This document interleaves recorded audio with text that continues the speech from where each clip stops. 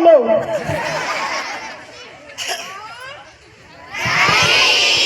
પેલી કે લંગડી. તમને ખબર છે આજે હું કઈ વેચવા નથી આવ્યો પણ ભવિષ્ય વેચવા આવ્યો છું. રંગલા, ભવિષ્ય પણ વેચાય? અરે ભવિષ્ય કદી વેચાય ના, પણ સાચી શાળાની પસંદગીથી ભવિષ્ય બને. એ શાળા છે અમારી જીવી પટેલ રામબાગ પ્રાઇમરી સ્કૂલ. એ પ્રાઇવેટ છે કે ગવર્મેન્ટ? એ અમારી સરકારી શાળા છે. ત્યાં શિક્ષણ હક છે, વેપાર નથી. અરે બુદ્ધુ, એટલે કે ફી 1 રૂપિયો પણ નહીં, મફત શિક્ષણ, સારી સુવિધાઓ અને સુરક્ષિત વાતાવરણ. અને અહીંયા કોમ્પ્યુટર લેબ પણ છે જ્યાં બાળકો માઉસના બટનો દબાવીને ડિજિટલ ઇન્ડિયા તરફ આગળ વધે છે. અરે વાહ, બીજું શું છે આ રામબાગ શાળામાં રંગલા? બીજો મારી રામબાગ શાળામાં વિજ્ઞાન ખંડ છે જ્યાં બાળકો પ્રયોગો કરે, મોડલો બનાવે અને કેમ એનો જવાબ મેળવે. અહીંથી જ નીકળે ભવિષ્યના વૈજ્ઞાનિકો. શું વાત છે! અને સાંભળવામાં આવે છે કે રમત મેદાન પણ છે. હાસ તો વળી, અહીં વિશાળ રમતનું મેદાન છે જ્યાં બાળકો કબડ્ડી, ખો-ખો, દોડ જેવી અનેકો રમતો રમીને ખડતલ બને છે ને ખેલ મહાકુંભમાં નંબરો લાવે છે. આ નાના નાના તાબડિયા ખેલ મહાકુંભમાં નંબરો લાવે છે. હાસ તો. એ રંગલા, આ નાના નાના તાબડિયા સરસ સંગીત વગાડી રહ્યા છે. શું રામબાગમાં સંગીતના શિક્ષક આવે છે?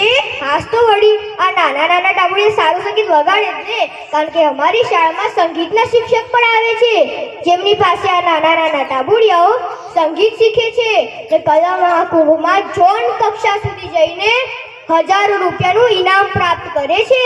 ઓહ, આ નાના નાના તાબુડિયા કલા મહાકુંભમાં ઝોન કક્ષાએ જઈને 1000 રૂપિયાનું ઇનામ જીતીને આવે છે. હાસ તો વળી. અને અહીં ચિત્રકલા, નૃત્ય થાય છે. હા, અહીં ચિત્રકલા, નૃત્ય, ભાષણ જેવી અનેકો સ્પર્ધાઓ યોજાય છે. હાય હાય, બિચારા બાળકો આટલું બધું કરીને થાકી જાય અને ભૂખ્યા પણ થાય. હા, ભૂખ્યા તો થાય, પણ તને ખબર નથી લાગતી કે અમારી શાળામાં રોજ સવારે પૌષ્ટિક ભોજન મળે છે જેમ કે ચણા ચાટ અને સુખડી. અને બપોરે? અરે બપોરે પણ અમારે ત્યાં રોજનું મેનુ ફિક્સ જ હોય છે જેમાં મધ્યાહન ભોજનમાં દાળ ઢોકળી હોય, સુખડી હોય, ચણા હોય, વઘારેલી ખીચડી હોય જેવી અનેકો વાનગીઓ હોય છે. ને કોઈક દિવસ તો અમારા શિક્ષક શ્રી તરફથી પૂરું ખાણું પણ પીરસવામાં આવે છે જેમાં દાળ બાટી, કઢી, પૂરી શાક જેવી અનેકો વાનગીઓ હોય છે. અરે બસ કર, મારા મોઢામાં પાણી આવી ગયું. એનો મતલબ કે બાળકોને ગરમ, સ્વચ્છ, પૌષ્ટિક ભોજન મળે છે. હાસ તો વળી, અહીં જ્ઞાન પણ છે અને આરોગ્ય પણ. સંસ્કાર અને શિસ્ત? અરે સંસ્કાર અને શિસ્તનું તો પૂછો જ નહીં. અમારે ત્યાં રોજ સવારે અમારા દિવસની શરૂઆત ઉર્જાત્મક શક્તિ, સંસ્કાર અને શિસ્તની સાથે થાય છે જેમાં બાળકો રોજ સવારે પ્રાર્થના ખંડમાં ભગવાનને યાદ કરીને પ્રાર્થના કરે છે. ને હમણાં તો અમારા શિક્ષકશ્રીએ સત્યનો ગલ્લો નામનું એક અનોખું ઇનોવેશન કર્યું છે જેમાં બાળકોએ કોઈને જૂઠું કીધું હોય કે કોઈને માર્યું હોય તે આખી ઘટના એક ચિઠ્ઠીમાં લખીને એ સત્યના ગલ્લામાં નાખે અને આ રીતે બાળકો સત્ય અને અહિંસાનો સ્વીકાર કરે. ઓહ, આ નાના નાના બાળકો સત્યનો હિંસા કરે છે. હાસ તો, અને એમનું આ ઇનોવેશન છેક રાજ્ય કક્ષા સુધી જઈને આવ્યું છે. ઓહ, આ બાળકોનું રાજ્ય કક્ષાએ જઈને આવે છે. હાસ તો વળી.